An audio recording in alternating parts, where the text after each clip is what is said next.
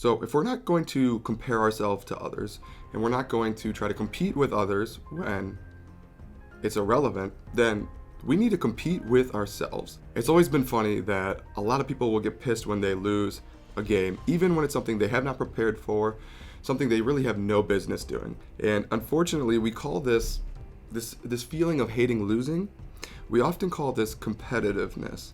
I think that true competitiveness is being competitive with yourself and trying to close the gap between where you are and where you could be.